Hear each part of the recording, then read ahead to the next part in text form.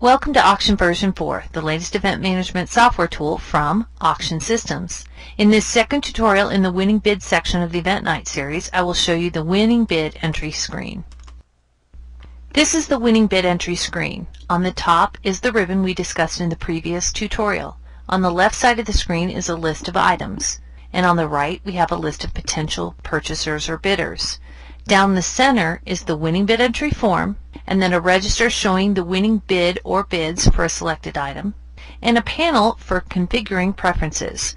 The following preferences can be selected in this panel: whether to show or hide voided bids, whether the top choice for entering a bidder will be by bid number, or if you're not using bid numbers, you can change the top choice to the name of the bidder. You have a choice of turning on Auto Advance after each winning bid is saved. When Auto Advance is on, after saving a winning bid, you can either choose to have Auction auto fill in the next item number of that type, whether the next item number is sold or not, or you can choose to have Auction fill in the next item number of that type that is not completely sold. Above the list of items are some filter buttons.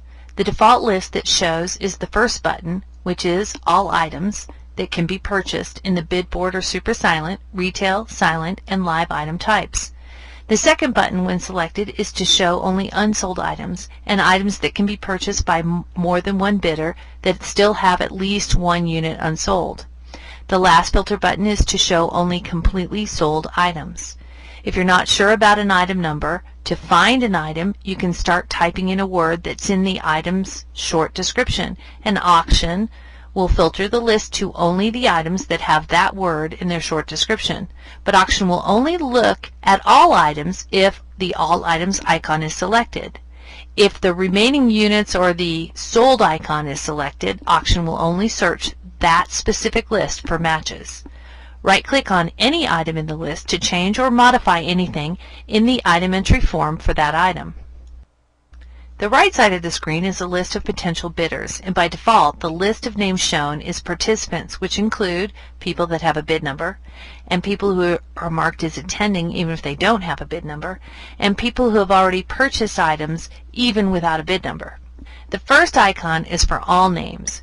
When this icon is selected, the list below will expand to include all names of any type in your data set. The RSVP icon will change the list to only show people who are marked as attending. The paddle icon will show only name records that have a bid number assigned to them. If you are looking for a particular name, you can type it into the search field, but it will only show you the person or persons that have a similar name who are in the list of the icon you chose. So, when searching for a particular name to see if that person is in the data, the first place to search might be the list of all names. Right-click on any name in the list and choose Edit Name to add a bid number or change anything in the name entry form for that person. In the center is a form used to actually enter winning bids. When an item is selected, there is a very easy way to see if a winning bid has already been entered for the item, or if the item can have more than one winning bid, if the item has been completely sold or not. Type or select the item number and press Tab or Enter. If the item has not been sold, or if the item has more than one unit and there's still at least one unsold unit available, the top of the form will be blue. If an item has been sold or there are no units left, this panel will be yellow.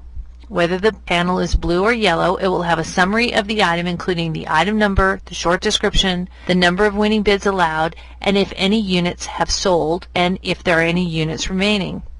Below the summary we have item types. Before entering an item number, you must choose whether the item is live, silent, bid board or super silent, and retail. If you have changed any of the names of these item types, the name you created will appear in this list. The field for the item number has a pull-down with a list of all item numbers of the selected item type. As I said earlier, there are two choices for selecting the bidder, and both have a pull-down. If your preference, set in the panel below, is to enter bids by bid number, this should be your top choice. Once you select the bid number, the name of the bidder will appear below. You can set the preference for the bidder name to be on top and the bid number to be below. The next field is for the quantity the bidder is purchasing. For most items, the quantity cannot be changed because only one item is available. If there is more than one unit available for this item, this quantity can be changed by typing in the number of units the purchaser is actually purchasing. Next is the amount field. This is for the dollar amount of the winning bid. If the item happens to have more than one unit available, you enter the unit price if it's different than the minimum bid that already has been set for the item, and auction will calculate the total amount that that purchaser must pay for the item based on the number of units times the unit price. In order to save a winning bid, auction requires that there must be traceability to who is actually entering the winning bid. Most likely, the first time you enter a winning bid, you will be asked to select your name or initials as the person entering the winning bid. That screen will show you a pull-down where, if you're already in the list, you can choose yourself from the pull-down or click the plus sign to add yourself to that list. If a person has already been selected in this field and that person is not you, when you get to this computer, use the pull-down to pick yourself or add yourself to the list. It's very important that you pick yourself in this field, not just some generic name. So if there are any questions about this transaction, your team will know who to ask. Also, if you have Network Edition and you're using more than one computer, choosing yourself will help determine which computer the winning bid was entered on. When the winning bid has been saved, this lower portion of the screen is a register showing the winning bid or bids for this item. Occasionally, you may need to revise the quantity of units for this item or the way the item is shared. That is what this button is for. It takes you to the item entry form for the item itself, where you can change the quantity if you can sell more than one of the same item and they're identical. This may happen when a donor is at the event and offers another identical item for sale since the first one did so well. Or perhaps two or more bidders want to share the item. They will split the amount of the winning bid either equally or not. In this case, rather than changing the quantity, you would actually change the number of shares. In the next tutorial in the Winning Bid Entry series, I will show you the Preferences panel for winning bid entry. Thank you for joining us.